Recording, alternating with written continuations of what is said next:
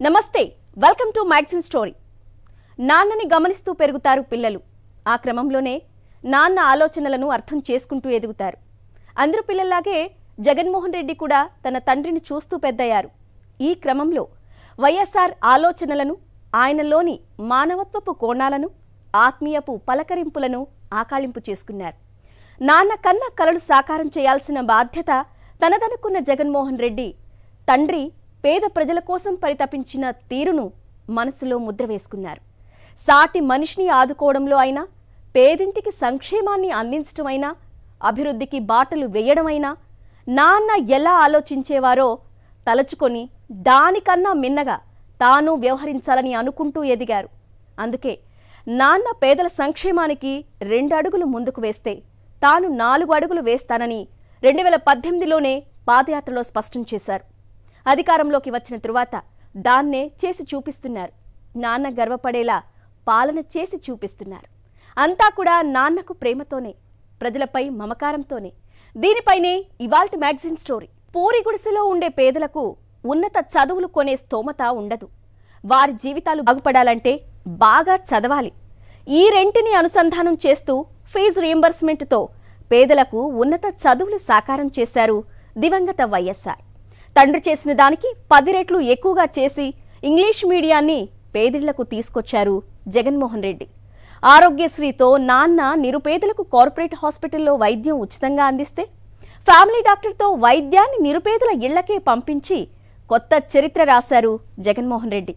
అందుకే విద్య, వైద్య రంగాల్లో ఆంధ్రప్రదేశ్ దేశంలోనే అగ్రగామిగా నిలవడం కాదు, ప్రపంచంలో అత్యుత్తమ వ్యవస్థగా నిలిచింది. ఈ రోజున దివంగత ముఖ్యమంత్రి వైఎస్ఆర్ చదువుకునే రోజుల నుంచే సాటి మనిషిని ప్రేమించడం అలవర్చుకున్నారు. ఎవరికి కష్టం వచ్చినా సాయం అందించడాన్ని అలవాటుగా మార్చుకున్నారు. ఎదిగే కొద్దీ చుట్టూరా ఉన్న ప్రజలకు ఏదో ఒక మేలు చేయాలన్న తలంపు పెంచుకున్నారు. చదివిన డాక్టర్ చదువును పేదల కోసం వినియోగించి రూపాయి డాక్టర్గా పాపులర్ అయ్యారు.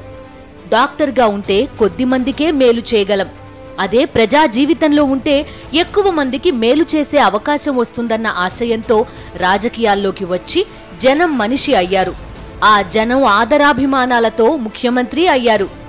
వైఎస్ఆర్ రాజకీయంగా ఎదుగుతున్న క్రమాన్ని, ఆ క్రమంలో ఆయన ప్రజలను ప్రేమించే తీరును బాల్యం నుంచే గమనిస్తూ ఎదిగారు జగన్మోహన్ రెడ్డి. నిప్పులు చెరిగే మండుటెండలో నాన్న పాదయాత్ర చేయడం చూశారు.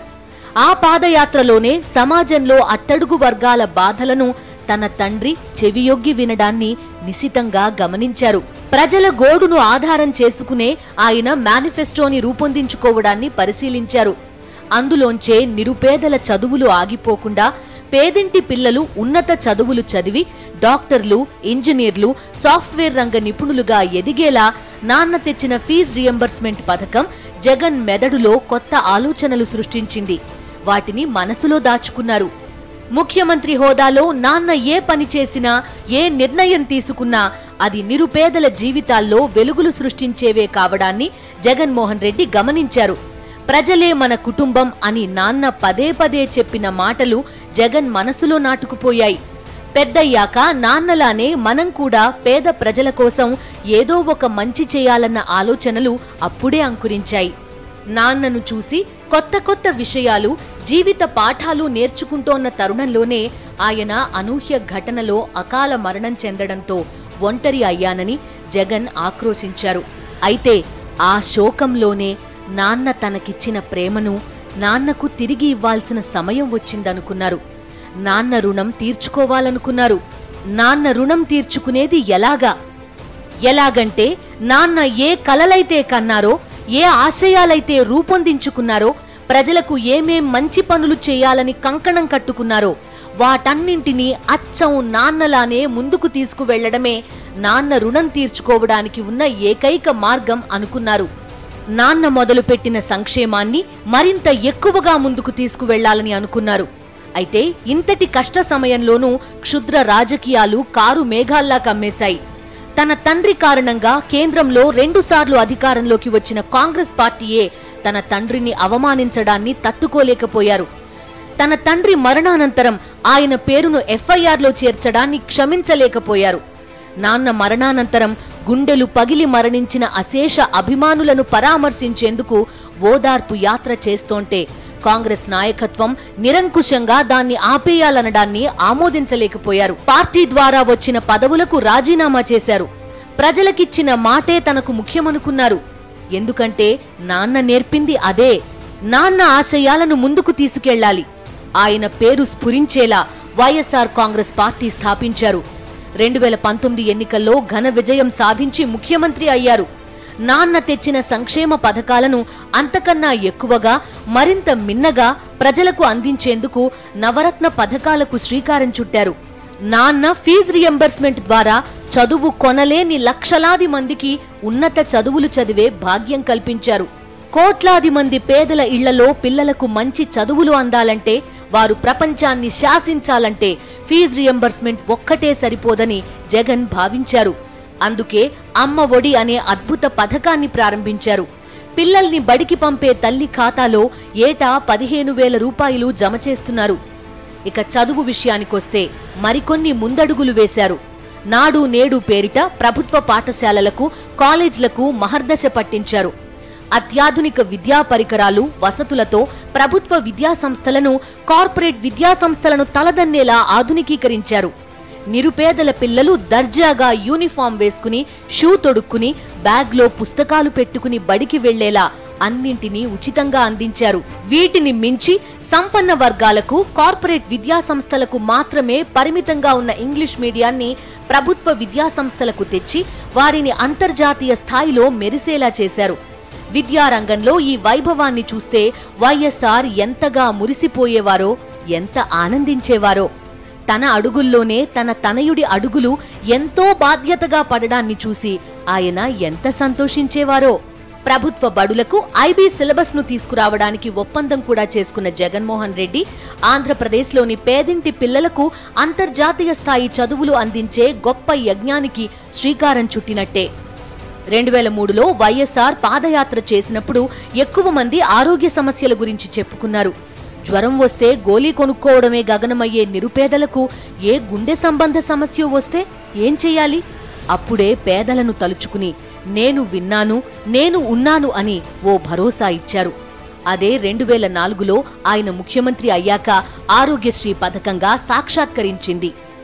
2018లో జగన్మోహన్ రెడ్డి పాదయాత్రలోనూ ఆరోగ్యానికి సంబంధించి రకరకాల ఫిర్యాదులు. తన తండ్రి ప్రారంభించిన ఆరోగ్యశ్రీని తర్వాతి పాలకులు ఆపేసిన వైనంపై ఆరోపణలు. అప్పుడే అనుకున్నారాయన, తాను అధికారంలోకి వస్తే ఆరోగ్యశ్రీకి పూర్తి వైభవం తీసుకురావడమే కాదు, తన తండ్రి హయాంలో ఆరోగ్యశ్రీ పరిధిలో ఉన్న వ్యాధులకు మించి కొత్త రుగ్మతలను అందులో చేర్చి ఆరోగ్యశ్రీ పరిధిని, పరిమితిని మరింత పెంచాలని సంకల్పించారు. అందుకే ముఖ్యమంత్రి కాగానే వైద్య ఆరోగ్య రంగంలో విప్లవాత్మక మార్పులు తెచ్చారు. వచ్చి రాగానే 1000కి పైగా అంబులెన్స్లు, కొత్తగా 17 వైద్య కళాశాలలు, 58,000కు పైగా వైద్య రంగంలో ఉద్యోగాల భర్తీ చేసి వైద్య రంగాన్ని బలోపేతం చేశారు. ఉద్దానంలో కిడ్నీ వ్యాధిగ్రస్తులను చూసి గత టీడీపీ పాలకులు, వారి మిత్రులు, జన సైనికులు కబుర్లతో షోలు చేసి ఊరుకుంటే జగన్మోహన్ రెడ్డి ముఖ్యమంత్రి కాగానే ఉద్దానంలో అద్భుతమైన కిడ్నీ ఆసుపత్రిని నిర్మించడమే కాకుండా ఉద్దానంలో కిడ్నీ సమస్యకు కారణం తాగునీరే కాబట్టి 100 కోట్ల రూపాయలు వెచ్చించి సుదూర ప్రాంతం నుంచి ఉద్దానానికి రక్షిత మంచినీటిని తరలించి ఇంటింటికి తాగునీరు అందిస్తున్నారు. కిడ్నీ బాధితుల సమస్యను శాశ్వతంగా పరిష్కరించే దిశగా అడుగులు వేశారు. ఏం చేసినా నాన్న ఏం చెయ్యాలనుకుంటారో అని ఆలోచిస్తారు జగన్. నాన్న అనుకున్న దానికన్నా కొంచెం ఎక్కువగా చేయడానికి రెడీ అవుతారు. అదే నాన్నకు తానిచ్చే ప్రేమ కానుక అనుకుంటారాయన. నాన్న ప్రేమించేది ప్రజలనే కాబట్టి ఆ ప్రజలను ప్రేమగా చూసుకోవడమే నాన్నకు నచ్చుతుందనుకుంటారు. ఆ దిశగానే అడుగులు వేస్తున్నారు. మంచి పాలన అంటే తల్లి లాలనలా ప్రజలకు అండగా ఉండాలనేవారు వైఎస్ఆర్. మంచి పాలకులు ప్రజల సేవకులై ఉండాలనేవారు. అనడమే కాదు, ఆయన అలానే పాలించారు. ఆయన తనయుడు జగన్మోహన్ రెడ్డి అదే అడుగు జాడల్లో పెద్ద పెద్ద అంగలు వేస్తూ శరవేగంగా ముందుకు దూసుకుపోతున్నారు. సంక్షేమ రాజ్యాన్ని స్థాపించి అభివృద్ధి ఫలాలు కాయించి అట్టడుగు వర్గాల జీవితాల్లో సంతోషాలు పోయించడమే నాన్న కలలను నిజం చేయడమని నమ్మారు జగన్. అందుకే ఆంధ్రప్రదేశ్లో బడుగు బలహీన వర్గాలు ఉన్నంత ఆనందంగా, ప్రశాంతంగా దేశంలోనే మరే రాష్ట్రంలోనూ బడుగులు హాయిగా లేరని ఘంటాపదంగా చెప్పొచ్చంటారు అంబేద్కర్ రైట్స్. ఆర్థిక సంస్కరణలు, ప్రపంచీకరణలు మూడో ప్రపంచ దేశాలను అతలాకుతలం చేశాయి. సంస్కరణలు గ్రామీణ ప్రజల జీవితాలను తల్లకిందులు చేశాయి. అందుకే ఆర్థిక సంస్కరణలకు హ్యూమన్ ఫేస్ ఉండాలన్న మానవతా దృక్పథపు వాదనలు వచ్చాయి. అయితే మెజారిటీ పాలకులు సంస్కరణలకు సై అన్నారే తప్ప పేదల పరిస్థితి ఏంటి అన్నది పట్టించుకోలేదు. వైఎస్ఆర్ దీన్ని దృష్టిలో పెట్టుకునే అభివృద్ధికి సమాంతరంగా సంక్షేమం ఉండాలని సిద్ధాంతీకరించుకున్నారు. ఆ సిద్ధాంతాన్నే మంత్రపుష్పంగా భావించారు. అందులోంచే ఎన్నో సంక్షేమ ఆలోచనలకు పురుడు పోశారు. ఏ రాజ్యం బాగుండాలన్నా అందులోనే రైతు కంట సంతోషం ఉండాలనేవారు వైఎస్ఆర్. అందులోనూ వ్యవసాయ ప్రధాన దేశమైన భారత్ వంటి దేశాల్లో వ్యవసాయానికి పాలకులు సాయం అందించకపోతే అంతకన్నా దుర్మార్గం మరోటి ఉండదనేవారు. అందుకే రైతులకు ఉచిత విద్యుత్ అందించాలన్న బంగారం లాంటి ఆలోచన చేసి ఉమ్మడి ఏపీలోనే సరికొత్త చరిత్ర సృష్టించారు వైఎస్ఆర్. జలయజ్ఞంతో సాగునీటిని పొలంబాట పట్టించారు. ఆకుపచ్చ తివాచీలు గ్రామీణాంధ్ర అంతటా పరిచారు. నాన్న అంత చేస్తే తనయుడిగా మనం ఇంకేం చెయ్యాలి అని ఆలోచించారు జగన్మోహన్ రెడ్డి. నవరత్నాల్లో వ్యవసాయానికి పెద్దపీట వేశారు. రైతుకు పగటిపూటే 9 గంటల ఉచిత విద్యుత్ను అందిస్తున్నారు. ఏటా వ్యవసాయానికి పెట్టుబడిగా 12,500 రూపాయల మొత్తాన్ని రైతు భరోసాగా అందిస్తున్నారు. రైతులకు నాణ్యమైన విత్తనాలు, ఎరువులు అందించడంతో పాటు రైతులు పండించిన పంటకు గిట్టుబాటు ధర కల్పించి కొనుగోలు చేసేందుకు రైతు భరోసా కేంద్రాలు ఏర్పాటు చేశారు. ప్రకృతి వైపరీత్యాలతో పంట నష్టపోతే శరవేగంగా నష్టపరిహారం అందిస్తున్నారు. వడ్డీ లేని రుణాలు అందిస్తున్నారు. రైతుల తరపున పంట బీమా ప్రీమియాన్ని ప్రభుత్వం ద్వారా చెల్లిస్తున్నారు. ఆక్వా రైతులకు యూనిట్ విద్యుత్ను ₹1.5కే అందిస్తున్నారు. సాగునీటి ప్రాజెక్టులు ఒకదాని తరువాత ఒకటిగా ప్రారంభించుకుంటూ పోతున్నారు. దశాబ్దాల నాటి కుప్పం వాసుల కల అయిన హంద్రీనీవా జలాలను కుప్పానికి అందించి వారి కళ్లల్లో సంతోషాలు సాగు చేశారు. మత్స్యకారుల జీవితాలు అద్భుతంగా మార్చేసే బృహత్ పథకానికి శ్రీకారం చుట్టారు. 9 ఫిషింగ్ హార్బర్లు నిర్మిస్తున్నారు. అన్ని రకాల రైతులకు అవసరమైన ప్రోత్సాహకాలు అందిస్తూ వారు కోరిన సదుపాయాలు కల్పిస్తున్నారు. రైతులు సంతోషంతో నవ్వితే అందులో నాన్న నవ్వును చూసుకుంటూ మురిసిపోతున్నారు జగన్మోహన్ రెడ్డి. పాలన ప్రజలకు చేరువ చెయ్యాలనేవారు వైఎస్ఆర్. జగన్మోహన్ రెడ్డి ప్రభుత్వాన్ని పేదల పెరట్లోకి తీసుకుపోయారు. గ్రామ సచివాలయ వ్యవస్థ ద్వారా ప్రజలకు ఏం కావాలన్నా వారి ఊరిలోనే అందేలా విప్లవాత్మక నిర్ణయం తీసుకున్నారు. అది ప్రపంచ దేశాల మన్ననలు పొందింది. వైఎస్ఆర్ ముఖ్యమంత్రి కావడానికి ముందు అవ్వాతాతలకు అందించే పింఛను ఎప్పుడు వస్తుందో చెప్పలేని పరిస్థితి. అది కూడా అర్హులందరికీ అందేది కాదు. ఊరికి ఇంత కోట అని షరతు పెట్టారు చంద్రబాబు. కొత్తగా ఎవరికైనా పింఛను ఇవ్వాలంటే ఎవరో ఒక పింఛనుదారు చనిపోవాలి. ఆ దుర్మార్గమైన వ్యవస్థను చీదరించుకున్న వైఎస్ఆర్ అర్హులు ఎంతమంది ఉన్నా సరే అందరికీ పింఛన్లు ఇవ్వాలని ఆదేశించారు. అది కూడా ప్రతి నెల 1వ తేదీన ఠంచనుగా ఇచ్చే ఏర్పాటు చేశారు. నాన్న ఆలోచనను మరింత ముందుకు మరింత బలంగా తీసుకుపోయారు జగన్మోహన్ రెడ్డి. తాను ముఖ్యమంత్రిగా గెలిచిన 2019 ఎన్నికలకు 2 నెలల ముందు వరకు అవ్వాతాతలకు 200 పింఛను మాత్రమే ఇచ్చేవారు. తాను అధికారంలోకి వచ్చిన వెంటనే దాన్ని 2,000కు పెంచి ఆ తరువాత ఏటా 250 చొప్పున పెంచుకుంటూ 3,000 రూపాయలు చేస్తానని ఎన్నికల్లో హామీ ఇచ్చారు జగన్. దాన్ని తూచా తప్పకుండా అమలు చేసి చూపించారు. అంతేకాదు ఈ పింఛను కూడా అవ్వాతాతల ఇంటికే వెళ్లి తెల్లవారక ముందే పింఛన్లు పంపిణీ చేసేస్తున్నారు. వైఎస్ ముఖ్యమంత్రిగా ఉండగా నెల నెల టయానికి పింఛన్లు రావడాన్ని పండగలా భావించిన అవ్వాతాతలు జగన్మోహన్ రెడ్డి హయాంలో అది 3,000 కావడంతో పాటు తాము వెళ్లాల్సిన అవసరం లేకుండా పింఛనే తమ దగ్గరకు నడుచుకురావడాన్ని చూసి మా మనవడు భలే మంచి మనవడు అని భావోద్వేగంగా ఆశీర్వదిస్తున్నారు. తమలాంటి వృద్ధులు చల్లగా ఉండాలంటే జగనే మళ్లీ సీఎం కావాలంటున్నారు. వాలంటీర్ వ్యవస్థతో ప్రజల దైనందిన జీవితాలను సుఖమయం చేసిన జగన్మోహన్ రెడ్డికి అన్ని వర్గాల ప్రజలు అండగా ఉండాలని అవ్వాతాతలు పిలుపునిస్తున్నారు. మంచితనం అనేది వారసత్వంగా వచ్చేది కాదు, గొప్ప పనులు చేయడమూ అంతే. తమ తండ్రుల నుంచి తాతల నుంచి ఎవరికి వారు నేర్చుకోవలసిన పాఠాలవి. మనసులో తపన ఉంటేనే ఎవరైనా మంచి కోసం తపిస్తారు. వైఎస్ఆర్ మంచి ఆలోచనలు చేశారు కాబట్టే ఆ నీడలో పెరిగిన జగన్మోహన్ రెడ్డి అంతకన్నా ఎక్కువగా అందరికీ మంచి చెయ్యాలని కంకణం కట్టుకున్నారు. అలా చెయ్యమని నాన్న చెప్పలేదు. నాన్న రుణం తీర్చుకోవాలంటే అలా చెయ్యాలని జగన్కే అనిపించి ఉంటుందంటున్నారు నిపుణులు. నాన్న సంకల్పాన్ని తనయుడు భుజాలకెత్తుకున్నారు. ఆయన ఆశయాలను నెరవేర్చుకుంటూ వచ్చారు. నాన్న ఇవ్వని హామీలను, నాన్న చెయ్యని ఆలోచనలను అచ్చం నాన్నలానే చేసుకుంటూ వస్తున్నారు. అందుకే ఆంధ్రప్రదేశ్లో సంక్షేమం, అభివృద్ధి అనే జోడు గుర్రాల బండి గురించి మాట్లాడేటప్పుడు వైఎస్ఆర్ హయాంలో ఇలా ఉండేది, ఆయన తనయుడి పాలనలో ఇలా అద్భుతంగా సాగుతోందని జనం చెప్పుకుంటున్నారు.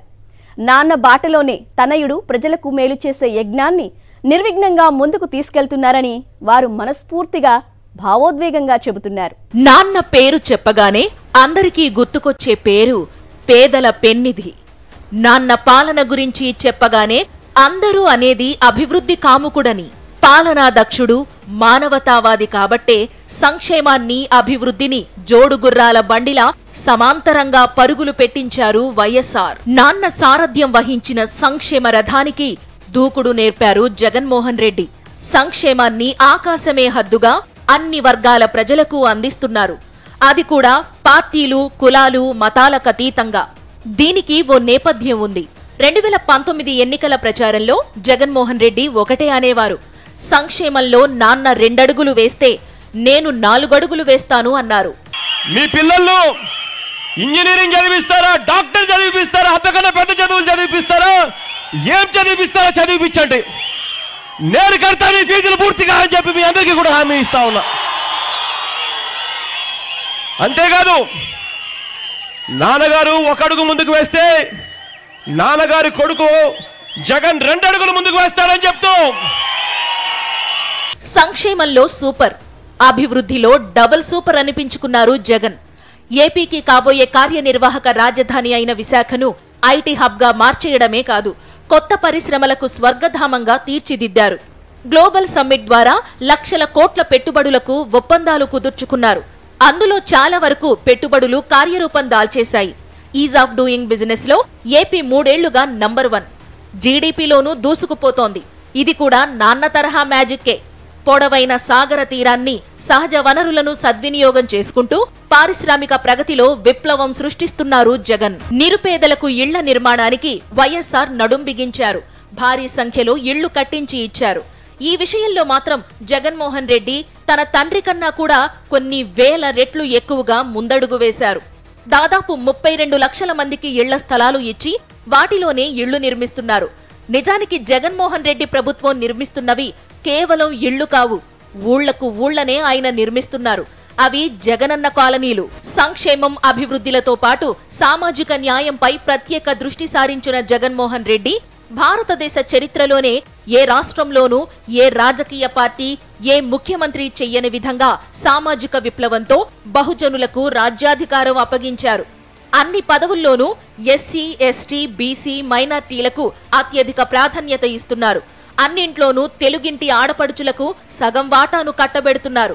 మహిళా సాధికారతకు పెద్దపీట వేస్తూ ముందుకు సాగుతున్నారు. వైఎస్ఆర్ మరణానంతరం ఆయన్ను అభిమానించే అశేష ప్రజానీకం గుండెల్లో ఓ ప్రశ్న ఉదయించింది. ఆయన్ను అభిమానించే ప్రజల మెదళ్లను ఓ ఆందోళన తొలిచేసింది. మా రాజన్న వెళ్లిపోయారు, మరి ఆయన ఇంతకాలం మా కోసం తలపెట్టిన మంచి పనులను ఎవరు ముందుకు తీసుకెళ్తారు? ఇక ఆయన ఆశయాలన్నీ కాలగర్భంలో కలిసిపోవలసిందేనా అని ఆవేదన చెందారు. వాటికి 2019లో సమాధానం దొరికింది. రాజన్న వెళ్లిపోలేదు.